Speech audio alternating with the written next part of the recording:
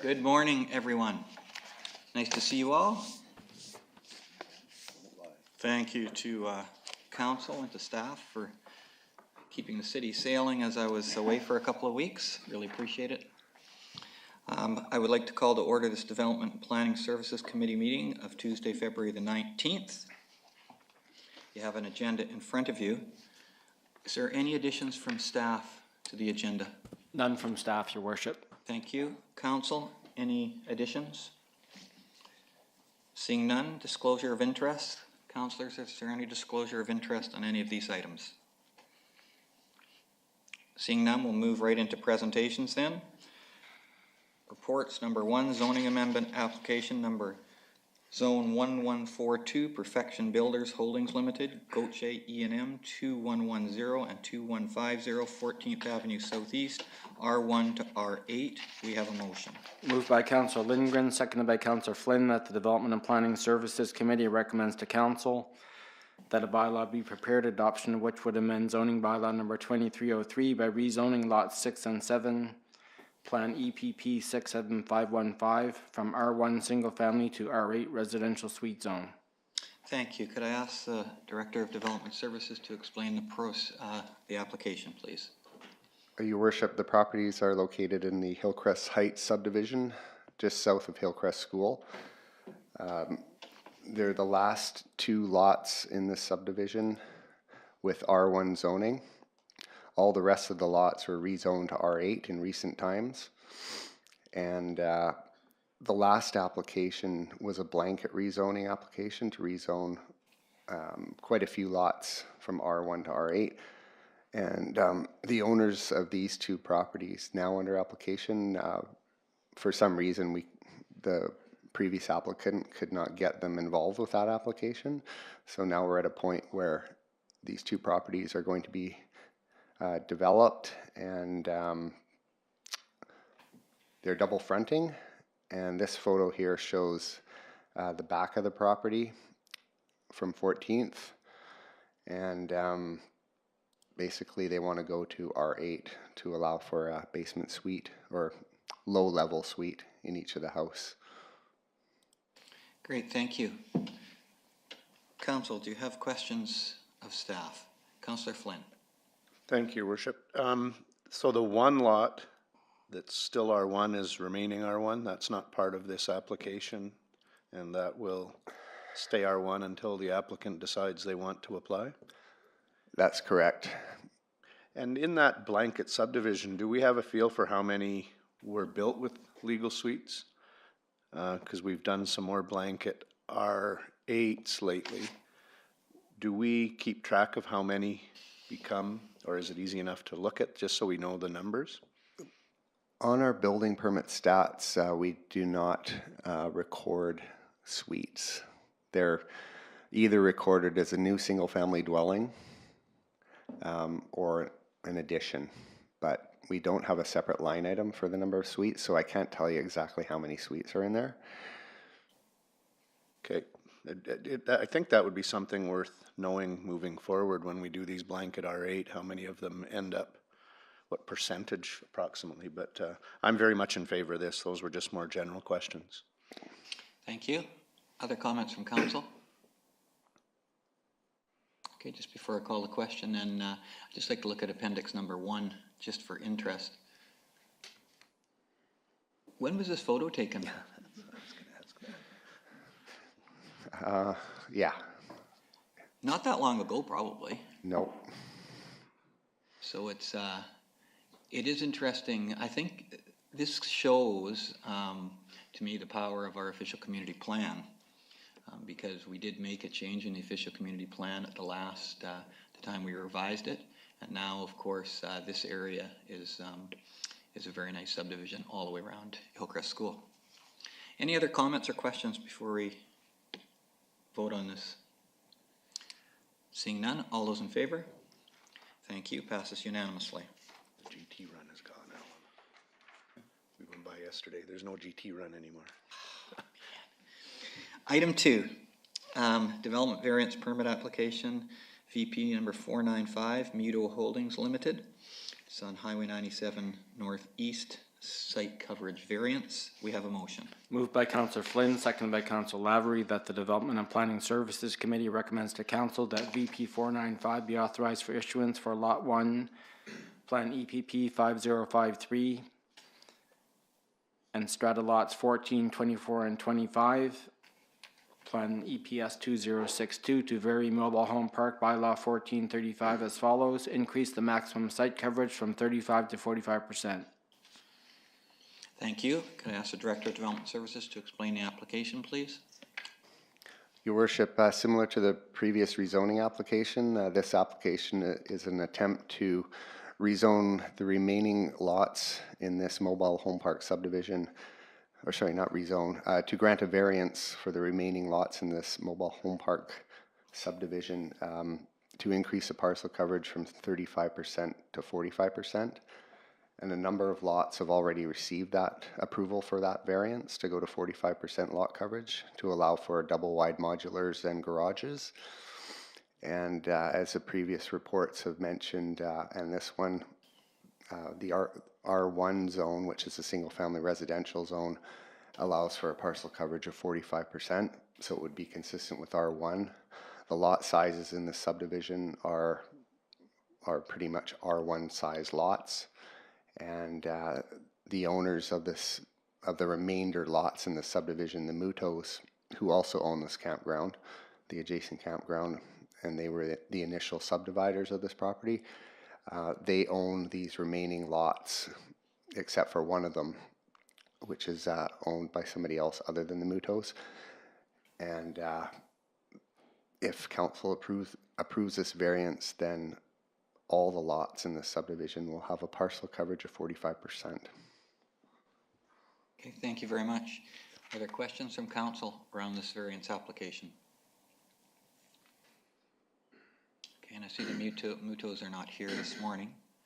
So seeing no questions, I'll call a question, please. All those in favor? Carried unanimously. Thank you. We'll move on to item number 3. Development variance permit application number 488, Kowali 1631 Auto Road Southeast servicing variance. We have a motion. Moved by Councillor Wallace Richmond, seconded by Councillor Lindgren, that the Development and Planning Services Committee recommends to Council that VP 488 be authorized for issuance for Lot 1, Plan KAP 67710, which will vary subdivision and development servicing bylaw number 4163 as follows: waive the requirement to construct a sidewalk along the south half of 16th Street Northeast for the entire frontage, waive the requirement to provide a fire hydrant on Auto Road Southeast, and waive the requirement to upgrade the north half of Auto Road Southeast to the urban standard along the entire frontage, and that issuance be withheld subject to registration of a covenant restricting any further subdivision until proposed Lot 1 is fully serviced to city standards. Great, thank you. Director of Development Services? Your Worship, this variance application is stemming from a subdivision application for the property. It's owned by Mr. Al Kowali, and the property size is 4,700 square meters. It's fairly large. It doesn't qualify for the infill exemption. And the proposed variance is to not have to construct a sidewalk along 16th Street from this southwestern corner of the property to the northwestern corner along 16th Street. Also to not upgrade the north half of Auto Road to the full urban arterial standard of the bylaw, and also to not have to install a fire hydrant along the frontage. There's history on this lot, particularly when it was larger, when it also included these two properties here. When those two properties were subdivided off quite a long time ago, there was no requirement at that time to install a sidewalk along the frontage. The bylaw was different back then. It's a different bylaw today. It's interpreted differently than it used to be. As far as the fire hydrant goes, waiving that, there is a fire hydrant located approximately right where the hand is at the intersection of 16th and Auto. And the servicing bylaw requires a spacing of fire hydrants at approximately 90 meters. So if another fire hydrant were to go in, it would probably go in somewhere along Auto Road here. The city of Salmon Arm realigned Auto Road more than 10 years ago and did most of the upgrading along the north side, including the sidewalk installation. There was no sidewalk constructed by the city along the south side of Auto Road, and the urban arterial standard of today is, well, it didn't meet the urban arterial standard then when the city did the upgrades, and the state of the road now is that it doesn't meet the standard of the day either. Staff are recommending approval of the variances subject to a covenant being registered on the title, and the owner is agreeable to the covenant. Thank you very much. I see Mr. Koali is in the gallery. Did you want to add anything to what the director has said, Dal? Come on up to the microphone. Your microphone's just on your right there. There's a microphone just on your right. The sidewalk is, my neighbors don't seem to think we should have a sidewalk there because they want the snow plowed there all winter because they all have these nice little California yards. Other than that, I don't have too much to say now. Okay, I'll just see if any councillors have questions. Do any councillors have questions for Mr. Koali? Okay, seeing none, thanks very much. You can have a seat. Council, are there any questions for staff? Okay, I do just have one question. The director had talked about the change in the bylaw. When the subdivision was actually constructed, the bylaw at that time did not require a sidewalk on 16th Street Southeast. Is that right? Well, when this subdivision, the larger subdivision with the cul-de-sac was subdivided, that subdivision predated this subdivision of the two lots. And back when this original subdivision went in, the bylaw, I'm assuming, because it's probably three or four bylaws ago, probably required a sidewalk on one side of the street. So I'm guessing what happened when this was subdivided was they said, okay, a decision was made, no sidewalk on this side of 16th. We will wait till this portion subdivides and then we will get the sidewalk. And then this subdivision came along and there was a decision to not require a sidewalk along this frontage here. So I understand. So the original subdivision did not make any monetary donation to future sidewalk on the other side of 16th Street. I'm not aware of, the Director of Engineering might know that. Okay, thank you, Director of Engineering. Your Worship, I'm not aware of that either. Okay. No monies. All right. Okay, thank you. I see Council has a few questions. Thanks for answering mine. Councillor Lavery. Yes, thank you, Mayor Harrison. And my thinking was along the same line. So just to clarify a little bit, the proposed covenant about the remainder of Lot 1 kind of moves this decision about servicing and sidewalks down the road a bit. Is that my understanding? Not, that is my understanding. Is that correct? That's correct. You know, and I'm very cognizant of how we get bound by and hampered it sometimes by either decisions that are made or not made in the past, and then we go forward.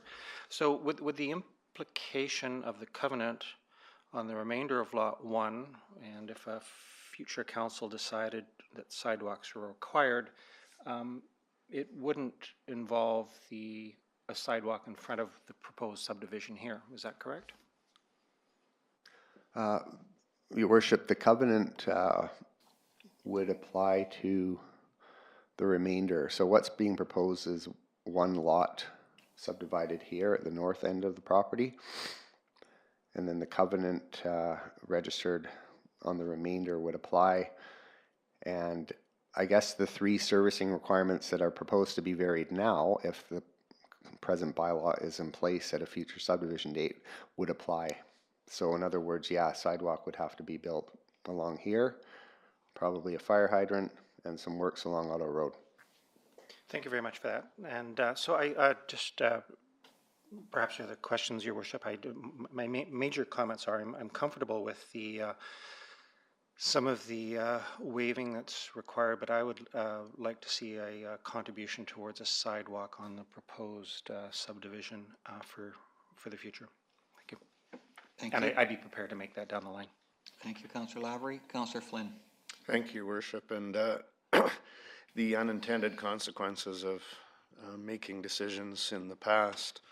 I am in support because of the covenant, but I also feel that for the lot that is being proposed, the new lot, that we should take cash in lieu for future sidewalk there.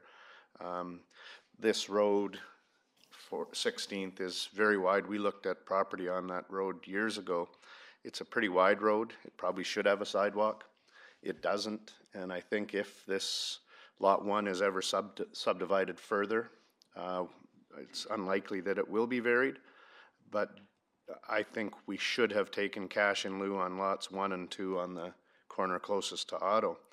So I'm in support, except I would like to see cash in lieu for the new lot for future sidewalk. I'm not sure how we do that. Second thing is, I guess when it comes to fire hydrants, I'm concerned that we're not following our bylaw. Approximately how much is a fire hydrant, and is it not being done because we don't want to tear up a road we built and or sidewalk? Director of Development Services or Director of Engineering and Public Works? Your Worship, the cost to install a hydrant can vary on the depth of the water main. Could be anywhere from $2,000 to $5,000, depending on where it's located. There is, as mentioned, there is a hydrant at the corner of the street, 16th. So typically we look at spacing about 90 meters for residential areas. So essentially right now we feel that it's sufficient at the current time. If that density increases, then we would need another hydrant in there. So that covenant would deal with that hydrant as well? That would be one of the things that would fall under the covenant if Lot 1 is further subdivided? That's correct. Okay, then I'm comfortable with that. I just would like to see cash in lieu, so I don't know if others agree. Well, we have at least one other speaker, and then I would entertain amendment to the motion if someone wants to make it. You're finished, Councillor Flynn, for now? Yes, Councillor Lindgren. Thank you. I used to live in the house across the street from Mr. Qualley. I owned the little old farmhouse that's the only old house on the street. And it hasn't changed, that street hasn't changed since I sold that 19 years ago, except for the addition of one house. And when we lived there, and I assume it's the same now, there's very little traffic on this street because it's a dead-end street. The kids play on the road. There was road hockey and those kinds of things. It's probably one of the few streets left in the neighborhood that allow that for that sort of thing. There's no, I can't see a need for a sidewalk on this street. The kids walk on the street. People know. I'm happy to support this exactly the way it is. I think that, sidewalks are really important in neighborhoods that are really walkable, but this neighborhood is being used well the way it is, and adding a sidewalk I don't think it won't change the safety factor. That it's a very short, well-maintained, monitored street with very little traffic on it. Thank you, Councillor Lindgren. Could I ask Director of Development Services, there is a stairwell up to somewhere near the end of that cul-de-sac, I believe. Is that right? Can you just show us where that is?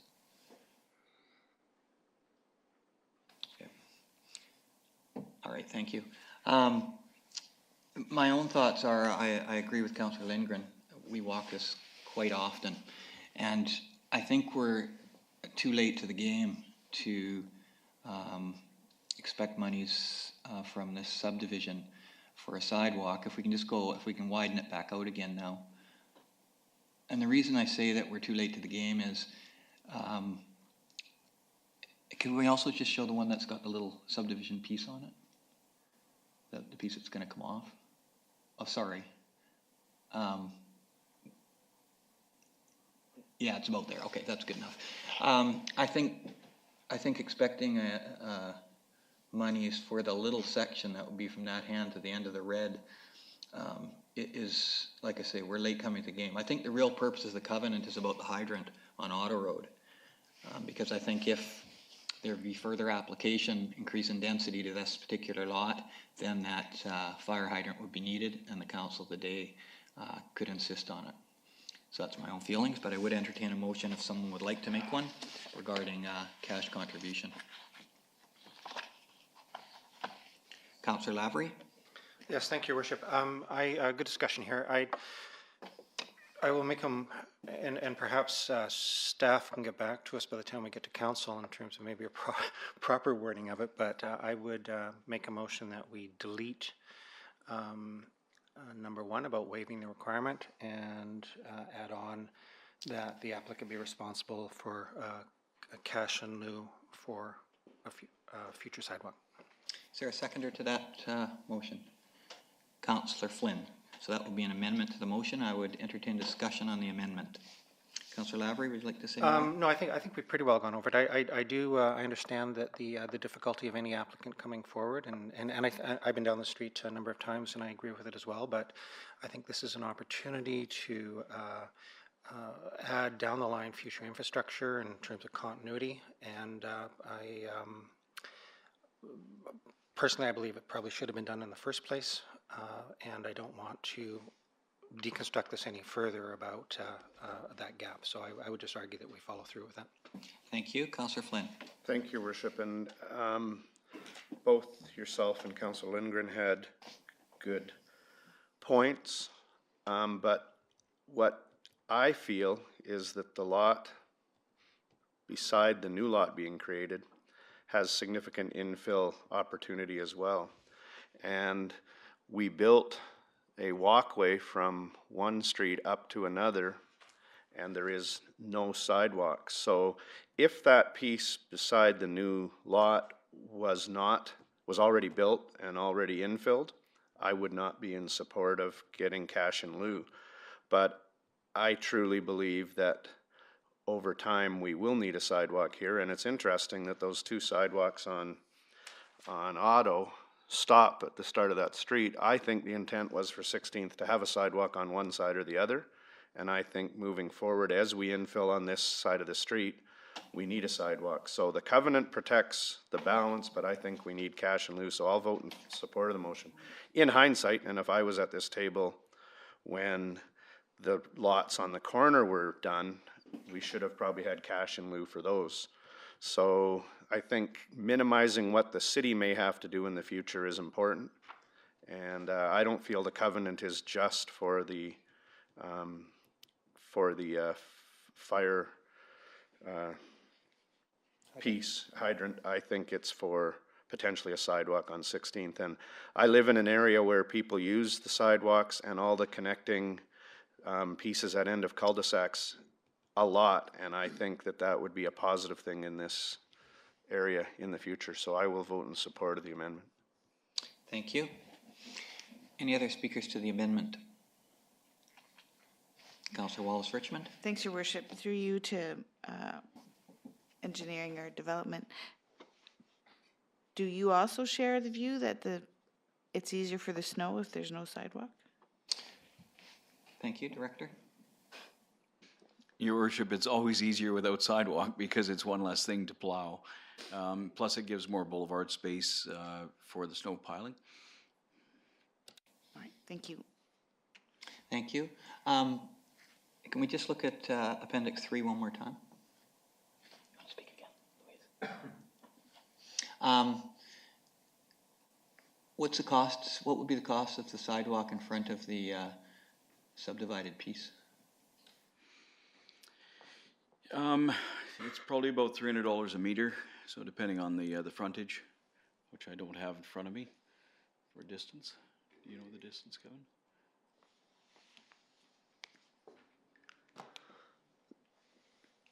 Is that an 18? Like 18 meters. So we're talking about $9,000. Yeah, approximately. Oh, they're just talking about the little.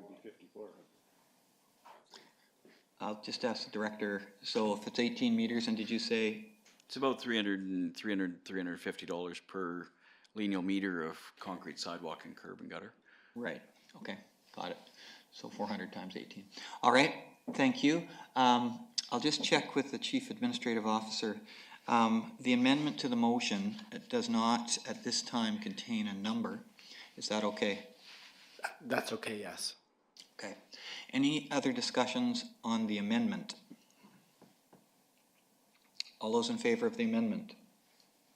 Opposed? The amendment fails. We'll go back to the original motion. Is there any further discussion on the original motion?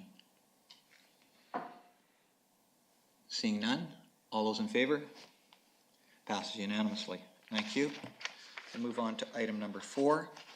This is an Agricultural Land Commission application, number 379, Balin, R&M, and Brown Johnson Surveyors Limited, 6751 Lakeshore Road, Northeast, and it's an exclusion.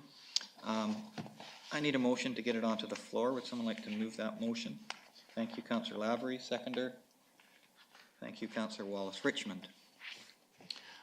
I'll ask the Director of Development Services to explain the application. Your Worship, this is a application to exclude property from the Agricultural Land Reserve.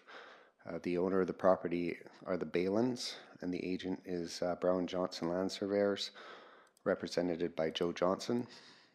The property is in the area of Engineers Point. It's in the rural area of the city. It's outside of the urban containment boundary. And if you notice in the report, there's policies in our community plan that don't support subdivision outside of the urban containment boundary. Those policies are spelled out in the report. But we are dealing with an exclusion application right now, not a subdivision. And the area proposed for exclusion is relatively minor in the whole context of the lot size. The lot is about 40 acres in size, 16.2 hectares.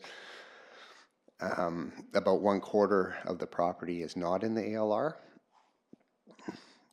The southern portion, which shows up on this map probably the best, 3/4 of the property is in the ALR.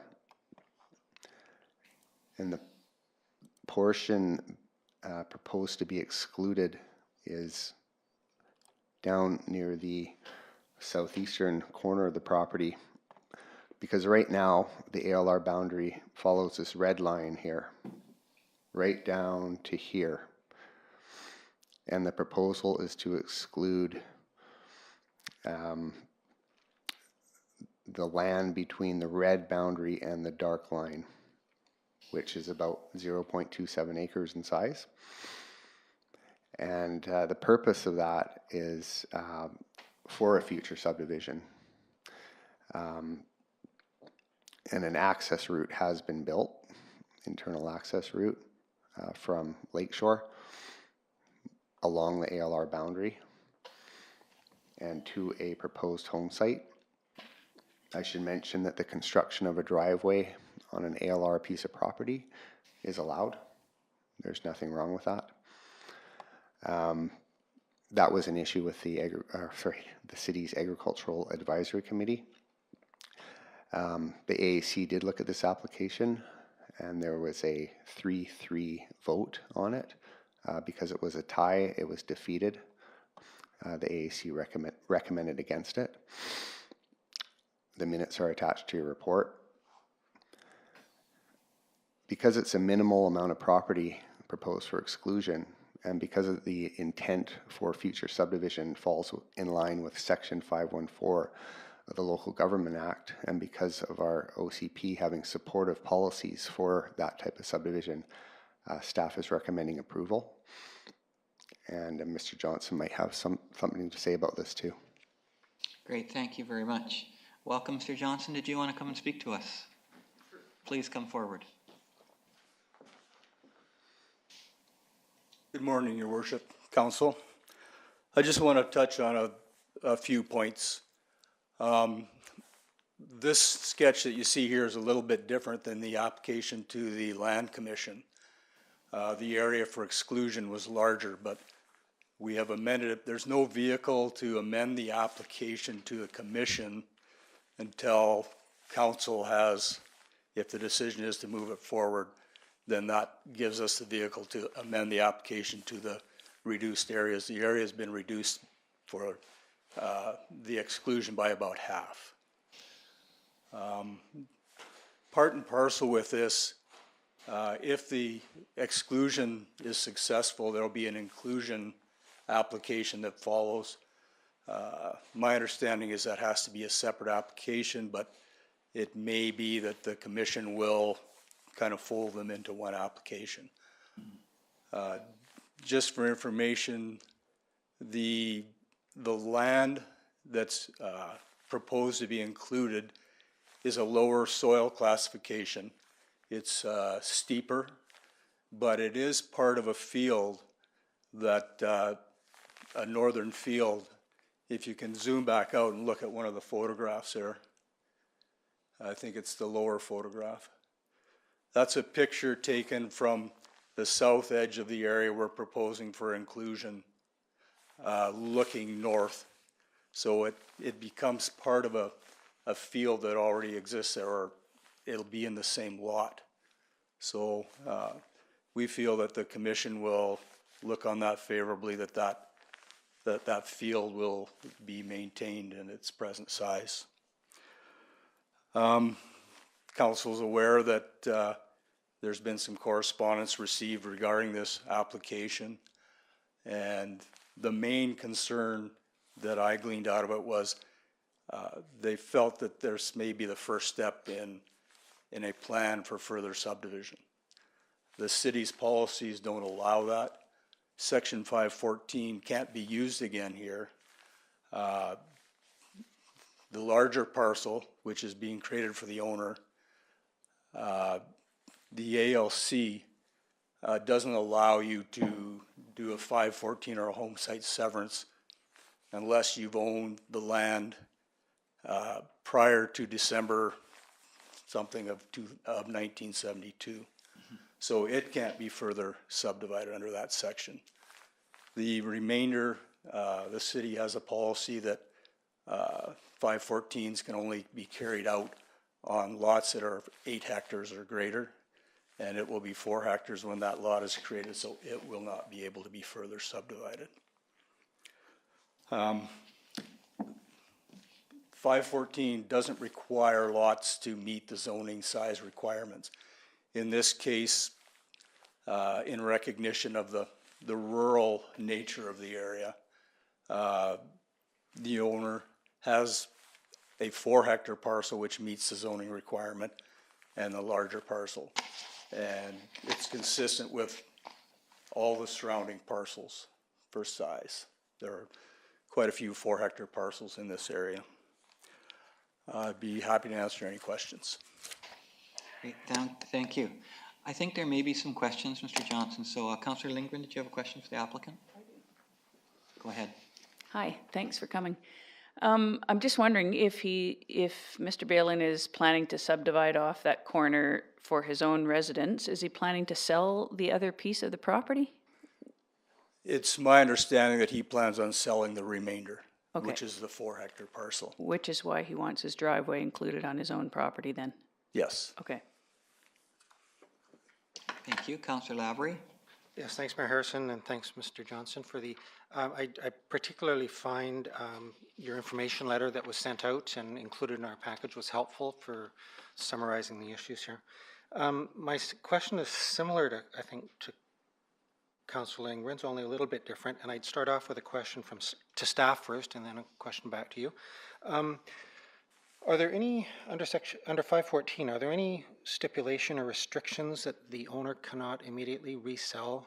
And I'm thinking of the larger piece, the larger ALR piece, cannot resell the property right after all the rejigging is done? Director of Development Services. Your Worship, the only body that would put a restriction on that would be the ALC. The city wouldn't. Thank you very much. Do we have examples of this happen? I don't need the exact examples, but are there examples of this having happened in the past using a 514 and then the owner of that turning around and selling it? Yes. Thank you very much. So question for the agent here then. Does the the owner intend to keep that larger ALR property for himself? I understand under 514 he can say I'm the owner and request that. Does he intend to keep that for the foreseeable future? Do we know that? That's my understanding. I mean, I haven't asked him that question, but, he is, under 514, it is a parcel for the owner. So there, in my mind, there's some onus there. Okay, thank you very much for that. I'll refer back to that in my comments, Your Worship. So, and thank you again for the informational letter. I think it was really helpful as a summary of the factors that are in play here. Thank you. Thank you, Councillor Flynn. Thank you, Worship.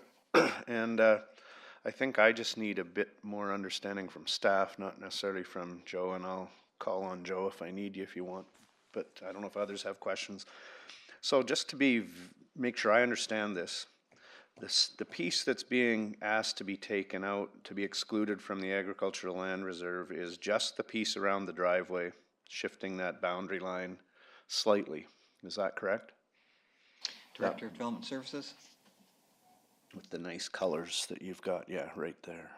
Yeah, Your Worship. And the piece being put in is significantly larger or being exchanged. As well, it's probably flatter and better farmland. Not that I'm a judge of farmland. Joe, maybe. Director, would you like to answer that, or should I ask the applicant? Well, Your Worship, I'll just answer a little bit of it. This is a proposed inclusion area, 1.28 acres. And then if the ALC approved the inclusion of this, then the ALR boundary would shift like that. Mm-hmm.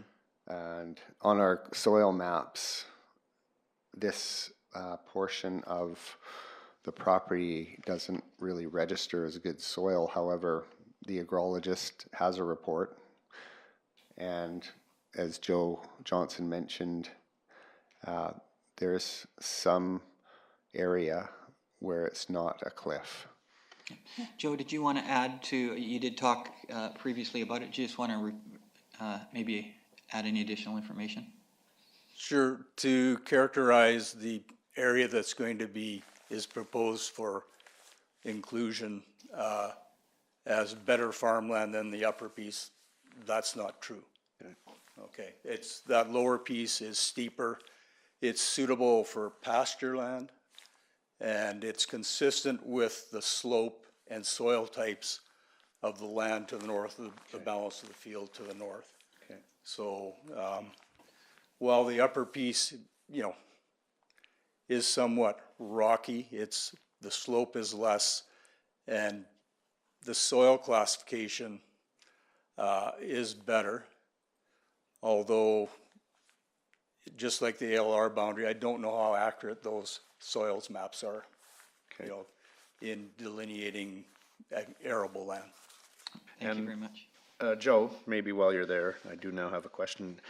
Does your client realize how little success anybody's been having lately with things like this?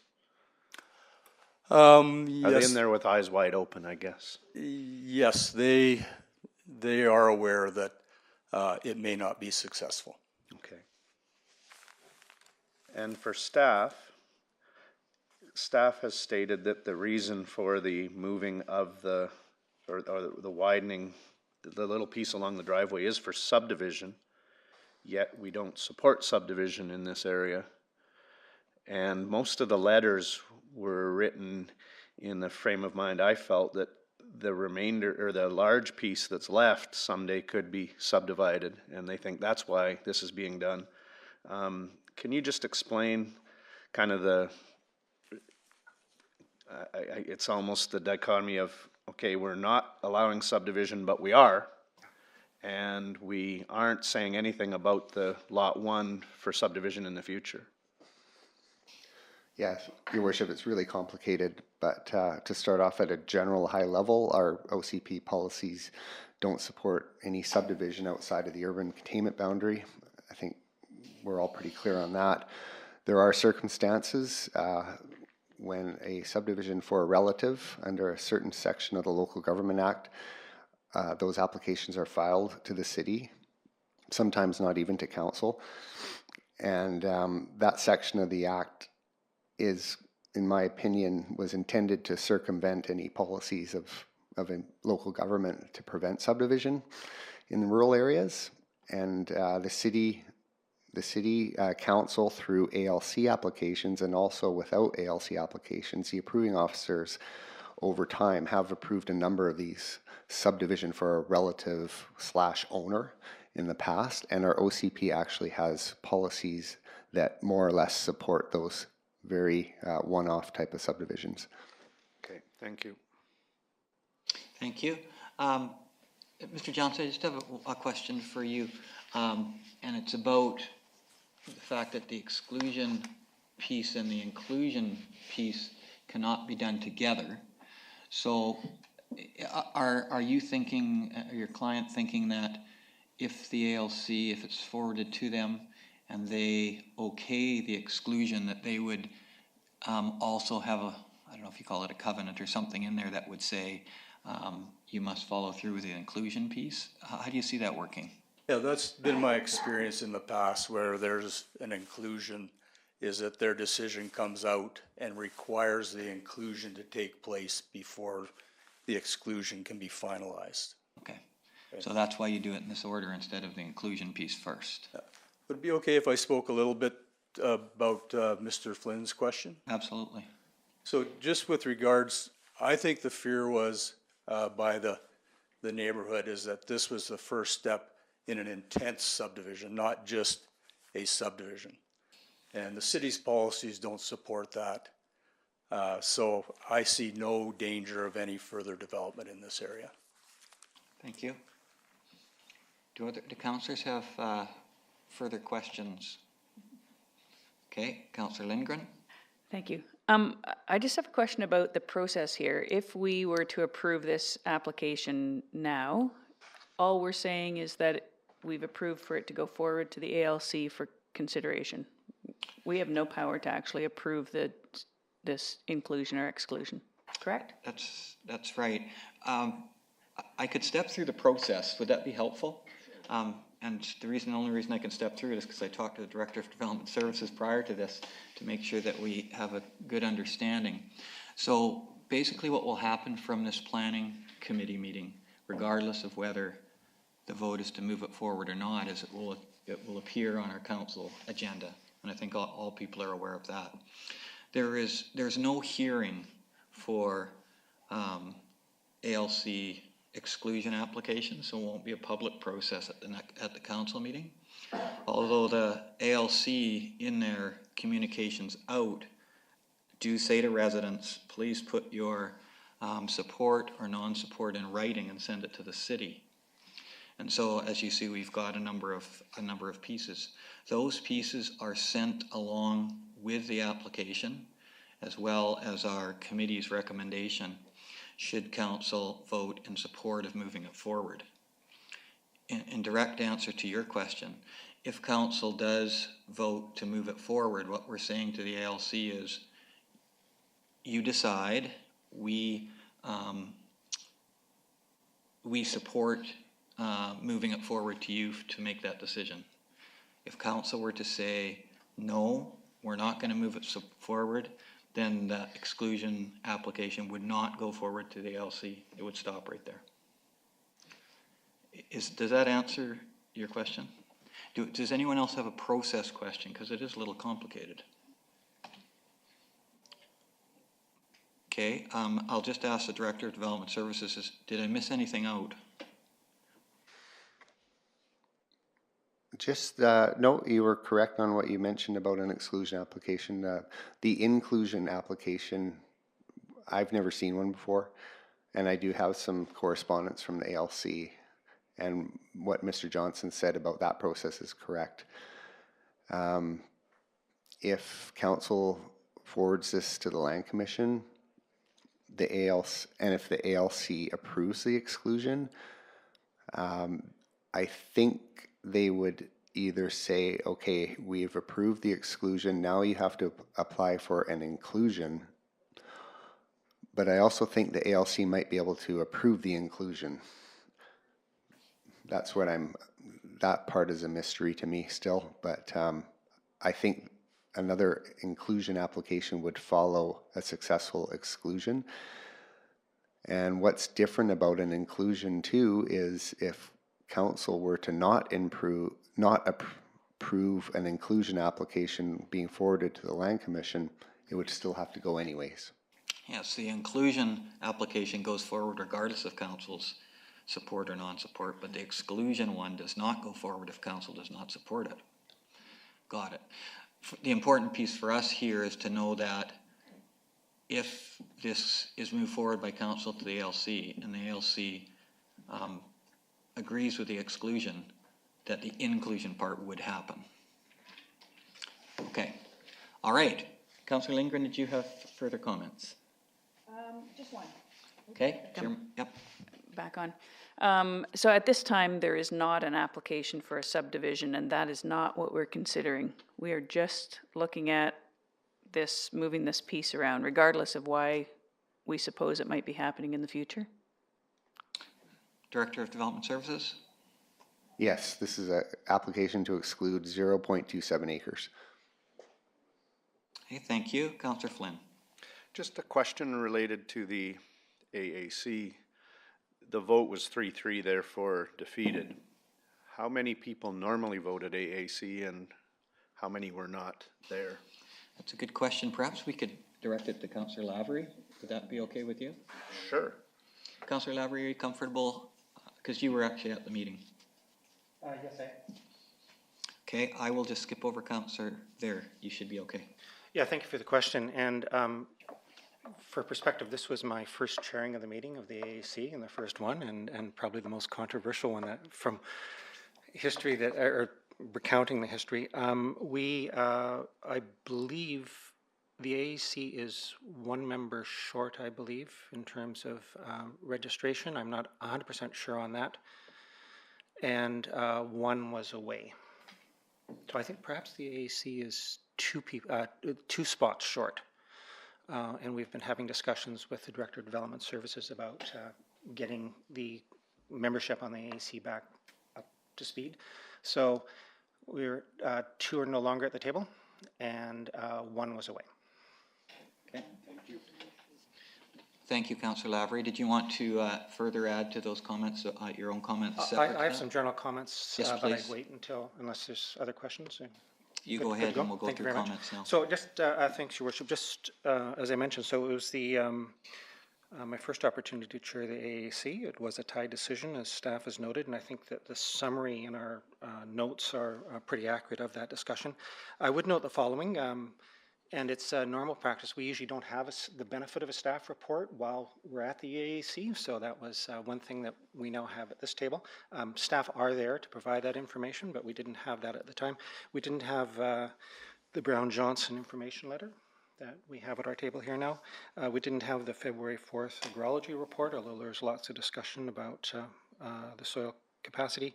We did not have the petition and letters in front of us as well, although they had come into the city, but they just weren't processed through to the AAC in time for the AAC. And there's been a slight update of information because the amount of both the exclusion and the proposed inclusion are slightly smaller than what was presented at the AAC. I don't think that aspect is particularly of any material benefit at all, but that's a slightly difference. I do have some general comments. I think whether it's at the AAC or at this table, it's incumbent upon us to look at all reasonable options for applications that are in front of us. I would note that the applicant, and I'm glad they have done it, have brought up the possibility of future exclusion using a section 514. It wasn't just the ALC application, and so they've introduced that to the discussion. And so on one hand, I would say that this is a relatively small exchange request, and I think I would look more favorably upon it if it was just that request and did not involve a more complex change to the overall footprint. The reality is we have just a little later on in the agenda an ALC decision that was very similar. It was an exchange of ALC territory, but it did not involve the overall footprint differences. But on the other hand, I have to say really clearly, I simply, and it's really for me very clear, I don't want to see any more than one potential residence on the footprint of the existing parcel as it stands. Our OCP under acreage reserve, and the director has referred to it, but we discourage additional development. We don't have more than one residence. We maintain, as it currently stands, the configuration and size of our acreage reserve. And boundary adjustments, and I agree that what's being asked for is small, but the OCP indicates that any adjustment should be on improved soil capabilities, and I don't see that here. So in short, and there's been a lot of time to think about this, I believe that our OCP approach trumps the ALC application on this. And again, the possibility of a future subdivision under 514 has been raised by the applicant. I thank them for doing that. But that I believe that our current OCP trumps that application, and I will be voting. I've got lots more to say, but at this stage I'll save that for council, and I will be voting against moving this forward. Thank you, Councillor Lavery. Councillor Flynn. Thank you, Worship, and Councillor Lavery's comments and thoughts are very, very well spoken, and I'm going to vote the opposite way. I feel that the 4 hectares remaining with the adjusted lot lines are a reasonable piece of property that is outside the ALC or ALR, and the piece remaining is fairly significant, and I don't see any future subdivision to either piece except for perhaps one home on each piece, and I don't think that that is necessarily a negative, and I will support the staff recommendation, recognizing that whatever we do probably won't matter in the overall decision of the ALC. So I will support staff's recommendation and vote in favor. Thank you. Is there any other speakers? Could I just ask staff then, while people are pondering, if council chooses to move this forward to the ALC, does that set a precedent for agricultural lands similar to this in the South Broadview area?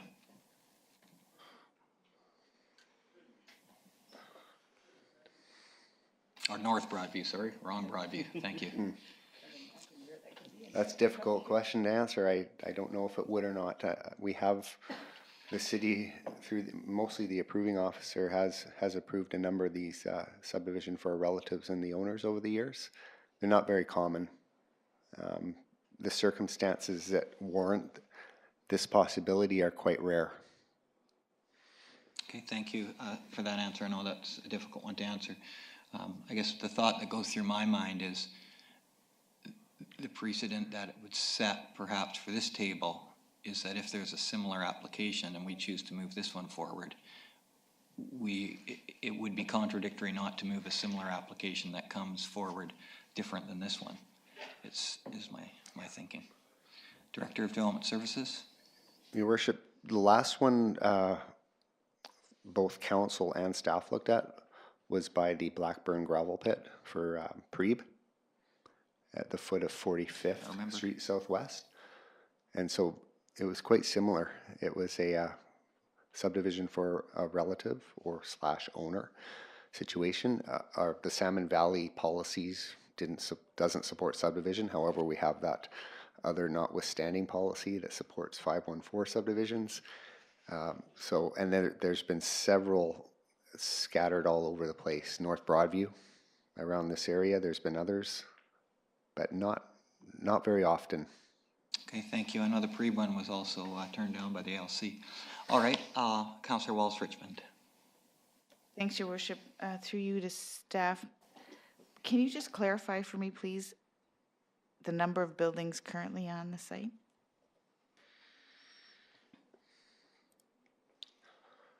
Your Worship, buildings, I'm not exactly sure. There's no houses on here. Okay. I know that. But there could be a few outbuildings. Okay. So then the question becomes, it can stay the way it is and the driveway could stay and a home could be built on the southern portion of the lot? Yes. With or without this application? Yes. But if this application is approved and it is subdivided, then 2 homes could be built on the lot under current rules and OCP. That's right. If this followed through as planned by the applicant, if you don't mind me saying this, Mr. Johnson, a house could be built on this proposed lot to the south, and a house could be built on this proposed lot to the north. All right. Are there, and this isn't really a fair question, but I'll try anyway. Are there many lots where half the property's on ALR and half the property isn't?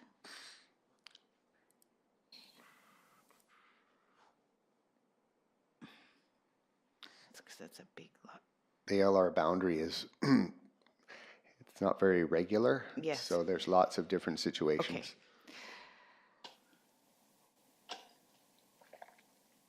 Okay. Well, would it be fair to assume that the applicant wouldn't pursue this unless the intention was to build 2 things? Or is that? So it's not necessarily about, I mean, at first glance, for someone who doesn't necessarily understand how the ALR works, it looks like it's a driveway issue, but it isn't a driveway issue, is it? Except that the driveway is already there, so it could lead to the construction of a home. There is a driveway that was constructed recently. Okay. And it's perfectly okay for that driveway to be there. We just, it would be the only driveway to the only home if this does not go forward. Yeah, if they decide to build a home. Okay, all right, thank you. Thank you. Councillor Lindgren. Thank you, Mayor. I'm just curious about the rules as they stand now. If there was no subdivision, is there any circumstance where 2 houses could be built on this square parcel as it sits now? For instance, putting in a modular home for your parents to live in on the back corner of your property. Yep. Your Worship, through the compassionate use application we have with the city, we have a process for modular homes as long as they're temporary. Okay. And for compassionate reasons, and it has to go through council with an application, almost like a rezoning. Also, detached suites. The Land Commission about 2 years ago started to allow the construction of detached suites.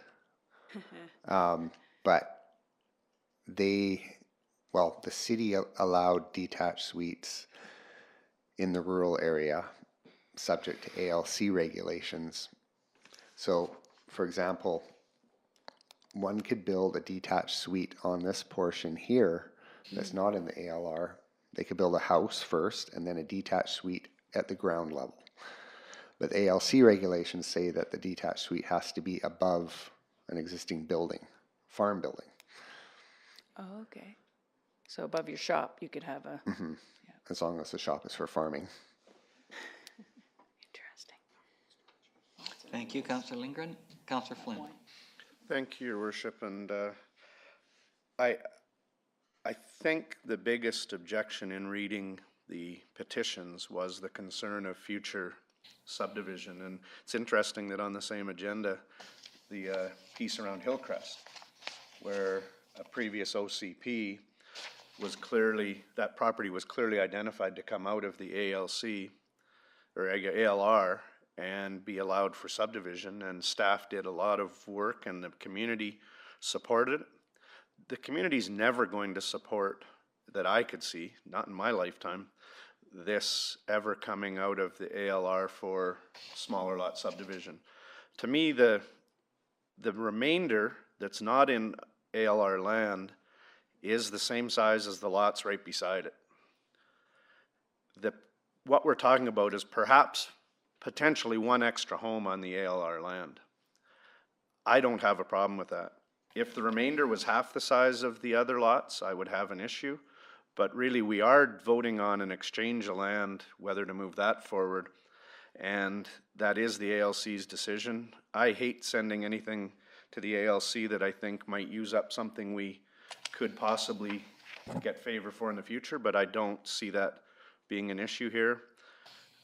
I don't think we're going to see in any of our lifetimes, and maybe our grandkids' lifetimes, this subdivided to smaller lots. So I don't see this as a precedent. I don't see it as a concern, and therefore we'll vote to move it forward. Thank you. Any other comments from council? Okay, my own comment is I will vote in favor of moving it forward to the council meeting. I'm not committed to supporting it at the council meeting. I'll have to do some more thinking about this one. Any other comments? All those in favor? Opposed? Councillor Lavery opposed. Motion will be looked at our next council meeting. We'll move forward to item number 5. Chief Administrative Officer, checkout shopping bag regulation. I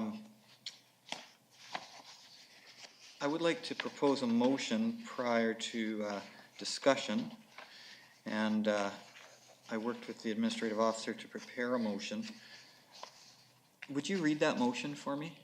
Sure. It's that the Development and Planning Services Committee recommends to Council that the bylaw entitled Checkout Bag Regulation number 4297 and the associated report be brought forward to the regular council meeting of February 25th, 2019. So I would move that if there would be a seconder for that motion. Councillor Lindgren, thank you. Chief Administrative Officer, did you want to speak about the report? Your Worship, as you can see in the report, Council directed staff to prepare this report and associated bylaw, so we've done that based on the experience in the City of Victoria, and we've done our best to outline what some of the potential issues and pitfalls may be. And you can see one theme in the report is that staff believe we should wait for the Court of Appeal decision in Victoria before acting on this. Nevertheless, it is presented in a fashion that Council can move forward if they wish. Great, thank you very much. And I would just speak to the motion briefly and certainly acknowledge staff's wish to wait for that appeal to take place. I understand it, but I'm not in agreement with waiting because we don't know when that appeal is going to happen, and it could be a long time. There's other cities across the country, some who are waiting and some who are moving forward. I am not nervous because there's many big players involved here compared to our little town, and so I think there is some momentum presently. I don't want to lose it. I think it's something that is doable, and we are on a timeline that jives nicely with our change in garbage service and our pickup of organics from street side. And I think it's important that we meet those two at the same time because they are quite connected in my view. We do have a timeline in this report, and we were right on the timeline. And so I think the time is now to start talking to stakeholders and to get input from retailers who of course would be affected by this bylaw, and also to get input from residents and get their feelings about it. So by passing this motion, we will basically move into February 2019, the phase 1, which you see on the screen is engagement at the kickoff event with local stakeholders. And by voting in support of the motion, you were saying, yes, we think we should do that, and that would come up at council. I'm open to any other comments councillors may have. Councillor Lindgren. Thank you. I'm in favor of doing this as well. I think that plastic is a big problem, and this is a very, very small step, but it's in the right direction. And I think that sometimes you have to go ahead of what is normally being done or what is normally being allowed and push the boundaries a bit in order to get us to where we need to be. And this is a good place to start. Thank you. Councillor Flynn. Yeah, my initial feeling prior to hearing your comments was to wait and see what happens with communities that are going to court. But I also see and understand our process for home pickup, and we're planning to eliminate all those blue bags that I have probably 3 years supply worth and things like that. So in my opinion, the timing does make sense. I do think that the mayor or staff need to go to the next DSA board meeting as part of the engagement, and perhaps the next chamber meeting as part of the process. It does say engagement with local stakeholders. I think those are two important groups, probably especially downtown Salmon Arm. And obviously meetings with the significantly larger national or provincial stakeholders, and clearly ASCUs. But I don't see any reason not to start the process, although at the end of the process, depending on feedback, I reserve the right to not support it. I think it has to be done properly. I think in coordination with what we're doing at homes makes sense. So I can support the timeline, but obviously decisions on a bylaw are left for the last part of the process. So I'm reserving judgment there, but do think that if we're going to do this, this is the right way to do it. Thank you, Councillor Flynn. Any other comments? Yeah, we will take your comments, Councillor Flynn. I think certainly that those things are important. Talking to Downtown Salmon Arm and Chamber of Commerce, we'll certainly include those in our communication and listing input sessions. Okay, all those in favor of the motion? Any opposed? Motion carries unanimously.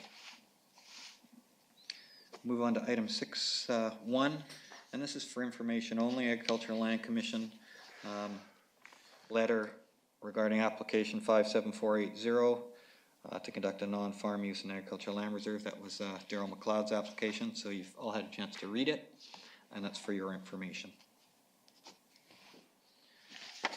Is there a need to move in camera, Chief Administrative Officer? Not from staff's perspective, no. I didn't think so. There's no late items. I would entertain a motion. Oh, we have a motion to adjourn. Yes, moved by Councillor Wallace Richmond, seconded by Councillor Flynn, that the Development and Planning Services Committee meeting of February 19, 2019 be adjourned. All those in favor? Thank you. We will meet in room 100 at 9:15, 7 minutes.